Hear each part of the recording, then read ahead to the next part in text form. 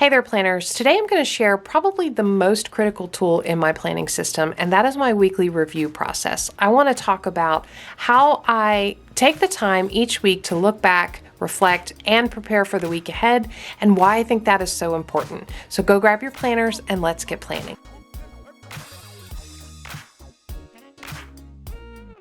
Taking the time to conduct a weekly review where I am purposely stepping back, looking at the week that has been, reflecting on that, capturing and summarizing and closing out the week, and then looking ahead and preparing for what is coming is one of the most important steps I take in both my work planning and my personal planning. I actually scheduled this time to make sure that I get this done every week. I don't know where I would be without this step in my planning process. And today I want to share with you how I'm doing that in both my work planning and my personal planning system. Before I dive right in, I do want to say welcome to those of you who are new to Planning Annie. We are super excited you're here. At Planning Annie, we are a community of planner enthusiasts. We love our planners, our planner systems, getting things done, being more productive, knocking out a to-do list. We love all of those things, but we also love stationery and journaling and creative outlets and planning supplies, all of those things as well. So if that sounds like something you enjoy, we do hope you'll consider subscribing and becoming a part of our community. Make sure you hop down in the comments below. There's always a lively discussion going on there after the video. Ask questions, answer questions, offer your opinions. We'd love for you to join in that discussion. For those of you returning, welcome back. I'm very excited to share this with you. It has been a couple years since I talked about my weekly review process, and it's something so critical to my planning system and something I do every single week. I thought it was worth coming back and revisiting this. So I actually conduct weekly reviews in both my work planning system and my personal planning system. And I'm going to show you tools that I have set up to help me do that and then kind of talk through the steps of what I'm doing. So in my work planning system, I have been through a full flip through of this bullet journal and this new bullet journal on this channel. I have videos listed down below. I also have all the supplies I talk about listed down below as well. In the back of my work bullet journal, I have this very large clear sticky pocket here that I've stuck on the page sideways. And in it, I have an extra page that I actually cut out to make into my weekly review. So that's the tool I use for my work planner at the end of the week when I have my weekly review scheduled, which is usually Friday afternoon. I just come back here, I pull this out, I flip to a blank page, and I start my weekly review process. So that's for this one. And then in this new bullet journal, I've actually set up in the back a page called Weekly Review. And you'll see these processes are very similar. There's just a few differences for work, and I'll talk about what those are. Of course, there's elements that are slightly different things that I'm looking at, but I want to talk you through the steps that I'm taking so that you can get an idea of how you might be able to apply this in your own planning system. So let me slide this out of the way, and I'm going to focus in on how I've set up my personal weekly review system. All right, so the first step I take in both is to sort of wrap up and clean up. I call it clean up in my work system. I call it wrap up in my personal system. And this is an opportunity for me to kind of clear away the week. Something happens to me every week, and maybe it happens to you too, and it happens both at work and in personal spaces. Things just kind of collect and clutter and pile up. So that may be like, materials where I was working on something, papers that came in, sticky notes I jotted things down on, just kind of clutter from the week is around on my desk in my workspaces. So the first thing I do is to clean up that clutter. And it's sort of like refreshing the space, clearing out my mind, which is what I'm going into next. But first, I want the physical space to reflect that clearing and reset. This step, and really a lot of the steps that I am using, are modifications of the weekly review process that is described by David Allen in the book Getting Things Done. Sometimes you'll see this listed as the GTD process or method, Getting Things Done method. I will have that book listed down below in the description box if you want to go check that out. I highly recommend you read the full thing to get, all of the good benefits out of that process. And since I read that book actually years ago, I have been using a weekly review process and modifying it, and that's what I'm sharing with you today, is that modified version. So first thing I do, clean up my desk space, clear all the clutter out, and then I go to the week in my planner, whether that is my work planner or my personal planner.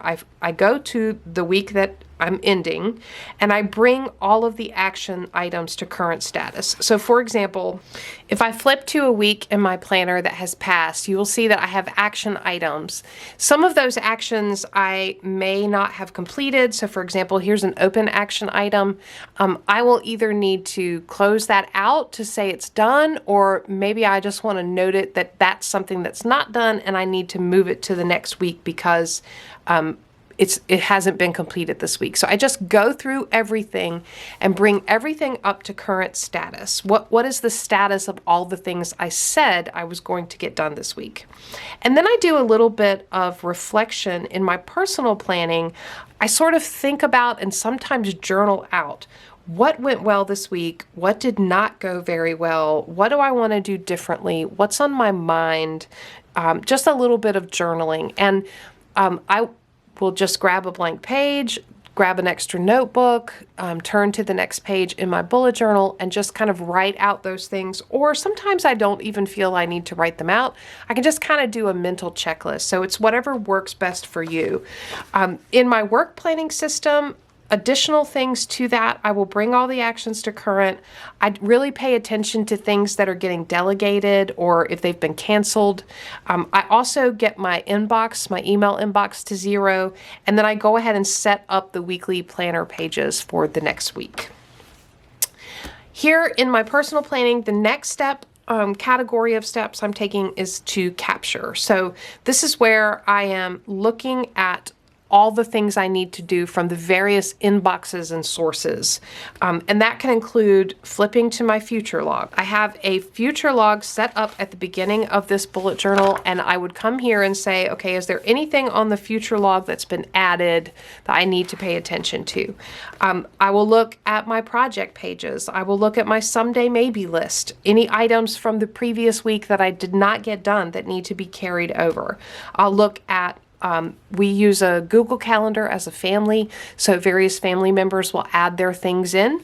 I will, look at that Google Calendar and see if anybody's added anything or, what the family schedules are. I look at my own monthly calendar, so I'll turn to my monthly calendar and, take a look at the week as I've set it up to make sure I know what's going on.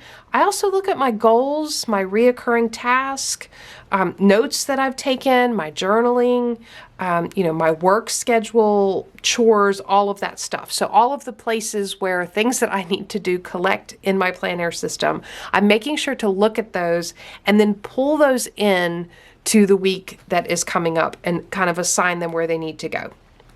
I also conduct a brain dump.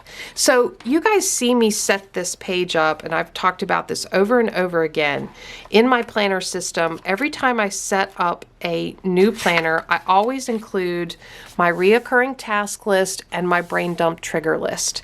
Reoccurring task is broken down into annual and quarterly task, monthly task, and weekly and daily task. These are things that I just have to do over and over again. So they're things like meal planning, grocery shopping, filing taxes, getting the dog groomed, paying for subscription services, all of those things. I don't want to forget any of those things, but these are the kind of things that can easily be forgotten when you get really busy, especially for the monthly and quarterly and annual task. So I keep this list here and I will just take a quick look at this and see what applies to this week ahead. The other thing is that when I'm doing a brain dump, which I do both for work and personal, I use the brain dump triggers list to prompt me to remember things. So I'll spend a few minutes right up front of the brain dump, just emptying my mind, what's on my mind. And then I will actually go through these questions and prompts. What am I worried about? What needs my attention? What am I looking forward to? I'll bring this up because I know sometimes you guys like to do screenshots to get ideas. So I'll just hold this here so you can do a screenshot if you want to copy down some of those ideas. But I will say it's really helpful to do this for yourself.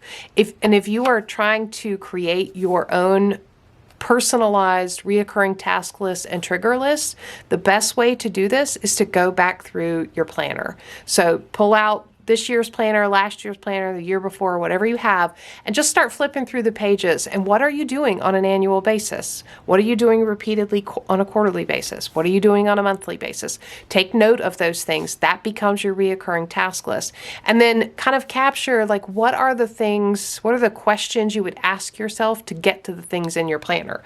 So for example, what needs my support right now? Right? Or what am I waiting on? Pay attention to those sort of questions that would get you the things in your planner, and then write those down. That becomes your trigger list. All right, so I do that, brain dump and trigger list, and I write all of those things down. For my work, I have the same thing. I have capture, and then I have a list of all the places where my to-dos live, my inbox, reports that I get, integrated schedules, and I also have my reoccurring task list here and my brain dump triggers right here for work. So they're right here where I can pull them out and use them. All right, and then the last step I use is clarify, and that's really about making sure everything I've thought about and captured in these first two steps gets put into the right place in my planning system. So I sign everything that I captured either into the calendar, the future log, or some other appropriate list. And I'll talk about key lists. I've got them over here. I'll talk about what those are in just a minute. Any new items I, put on the someday maybe list or in the future log, wherever they go. I also take time to update my goals. So what did I accomplish? What do I need to accomplish? What did I identify that might shift or change my goals or get added to it? I make sure to capture that, especially the things that I accomplished, because as you get into the routine of the week, sometimes it's easy to forget or overlook the small things that you've accomplished, but take time to write those down. I also take the time to set a top 3 for the week ahead. I also have that in my work planning system where I'm setting a top 3 priorities for the week. And that's just like, if the world falls apart and I don't get anything else done, I really want to get these 3 things done. And I try my best to do those. I also make sure that in my personal planning that I've prioritized time for myself. So if I am filling up every moment of every day, I'm setting myself up for failure. So I'm going to need rest. I'm going to need time to eat. I'm going to need time to exercise. I'm going to need time to do all of those things to take care of myself. So I make sure, as I'm very focused on the productivity and the functional part of it, that I'm building in that. I'm saying self-care, but it's really just making sure I'm building in time to care for my own self, my own body, my mental health, my mental wellness, my physical health and wellness. So that's what's going on in Clarify. And then I have the same thing here in my work planning. I have Clarify where I'm assigning things either to my calendar, the future log, I'm scheduling my in-office days, I'm updating my someday maybe list, and I'm prepping for one-on-one meetings with my boss, my team, all of those things. All right, the other thing I have on this page in my personal planning is I have a list, and I put these on sticky notes because these do change from time to time, but I like to keep sort of a current record of what is included in my planner system that I'm using for this. So for example, I have my inboxes. These are where incoming tasks and to-dos land. I have 3 main email inboxes. I have a family Google Calendar. I have a personal Rings wallet where when I'm on the go, I might capture something in that system. I have my planner. I have text messages. I have physical mail and voicemail, things like that. So I'm keeping a record of when it's time for me to pull all the to-dos together, these are the places I need to make sure I check. I also have a list of trackers. These are things that I like to go and update on a regular basis. So when I'm doing my weekly review, it's a great time to update, symptom tracker, a cycle tracker, all of those things. I'm also keeping a list of key lists. So these are things that I like to keep updated as well. And they're also places that I need to check when I'm thinking about to-dos. And that includes like what holidays and celebrations are coming up, recurring tasks, brain dump triggers, what's my content monthly plan, the meal plan, my prayer list, my last time I list, all of my goals, all of those things. These are places that I need to regularly check as I'm doing my weekly review, just to make sure there's nothing that needs to be added, changed, taken from, and put into the week to do all of those things. So that's a look at my weekly review process. I hope this gives you some inspiration. I really don't know where I would be if I didn't do this once a week. It helps me close out one week, have some decision making where I need to, that maybe I put something down to do that this week that I didn't get done. And guess what? It's not a priority anymore. There's no reason for me to think about it anymore. So I can make that decision during my weekly review. I can also take care of future me, because I am putting things on a future log or someday maybe list that I don't need to worry about right now, but I don't want to lose either. And future me might be very upset if I lose those things. So I can capture them in the right place in my planning system. I hope this gives you some inspiration. I would love to hear from you down below. How are you closing out the week and preparing for the week ahead? Do you have tools that you use to help you do that? We would love to hear that down below, so we can share ideas. Do you feel like you need to start a weekly review routine or process? And if so, why? Share that down below. Give me a thumbs up if you enjoyed the video. Subscribe to Planning Annie for more content like this. And as always, thanks for planning with me.